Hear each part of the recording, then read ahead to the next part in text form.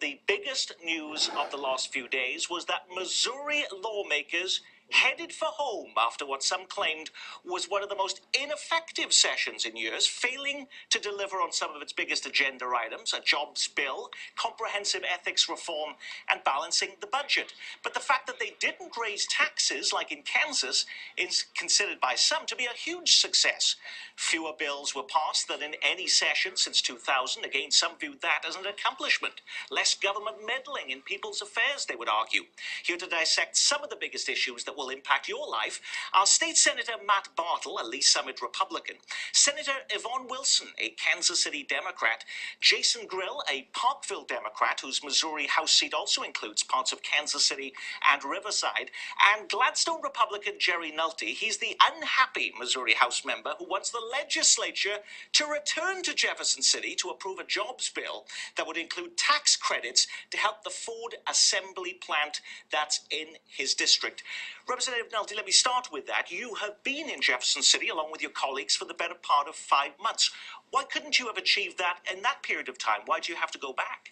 Well, one thing I want to correct is that it doesn't have a tax credit in it. These are incentives where the companies are able to retain the money that they've earned and be able to put them back into use as far as creating jobs and creating wealth.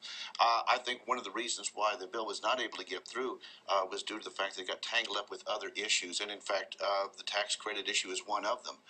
The pension issue is another. It's a separate issue, and it's something that we really have to go forward on. In fact, the governor's in town today, just down the street, talking about a 5-year plan. Missouri families can't wait 5 years for a jobs bill. We need to move on it now. Senator Bartle, I have a quote here from you about this story. It's called the state government stick-up, Bartle says. It's the same story year after year. They just want money. We can't go ahead with this. Why? Let's start by telling the people the truth. It's not government's job to create jobs. We've been passing jobs bills for decades while unemployment went up.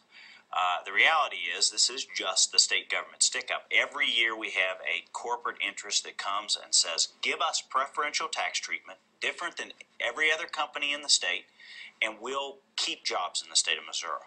And my feeling is the better thing to do is to give broad tax relief to all companies. Let's put this into perspective for a moment for our viewers, Senator Wilson. Let's take a closer look here at the Ford plant. This is in Como, very close to Worlds of Fun, just to give you a sense. 4,000 employees, largest manufacturing employer in Kansas City, much larger than the GM plant on the Kansas side. It's the largest tax generator in Clay County. Been there 59 years. They're currently making the Ford Escape and the Ford Mariner there, but those models are going away, and Ford hasn't announced what, if anything, will replace them. This plays a huge role in this community. Absolutely, and particularly when it's a revenue engine, a revenue-generating engine. And if people don't have jobs, and income, personal income, is one of our largest ways of generating revenue for the state. If they don't have jobs, they cannot pay income taxes. So I think that we do need to take a look at jobs. Are you worried, Representative Nolte, that the plant will actually close? I am concerned. It wouldn't close tomorrow, but it would certainly continue the downward spiral. Something I want to correct is this is, while Ford is the poster child, so to speak, this is a broad-based manufacturing bill, large companies and small companies. The floor would be 5 employees, so it's hardly a giveaway and hardly a stick-up. I think that kind of mischaracterization just clouds the issue, and I think interferes with our ability to create an atmosphere where people create jobs. Representative Grill, what's your take on this? I co-sponsored this bill. So I'm very supportive of this bill. Representative Nolte did a great job, and it's one of my frustrations since I've been elected is good bills like this falling to the wayside because of back and forth between the House and the Senate on other bills. And we should be focusing on job creation as our number one issue. And Senator Bartle, don't you see in these public opinion polls that jobs is the number one issue for Americans today? Absolutely, but politicians won't tell the people the truth. It's not government's job to create jobs. What do we tell H&R Block? Ford wants preferential tax treatment. What about H&R Block? What about all the other Kansas City employers that are paying the tax? Why should we pick one form of capital investment and say we're going to give preferential treatment to this company over all others? You're nodding your head in disagreement, clearly, Representative Nolte. Once again, we are being misdirected by some smoke and mirrors here. This is not about just one entity. It's not even about one segment as far as automotive, the automotive industry. We are talking about 290 people in the state employed in auto-related activities, but it goes beyond that. Like I say, this goes to manufacturing, and we can't just turn our backs on that largest segment and that vitalist segment of our economy. So what has been the response to your call then for the legislature to come back into session and the governor should call for that?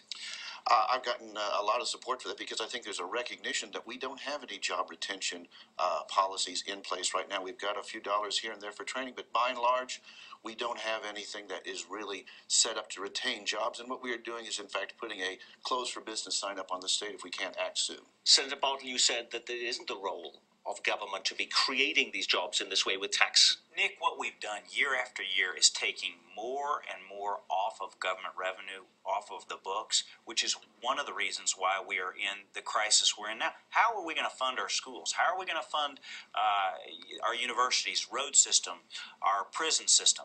We are slowly but surely accepting certain players in the system from having to pay tax, and this was mostly about Ford. Now, if it isn't about creating jobs, should government be costing people jobs? And some people are accusing you of that this week, Senator Bartle, because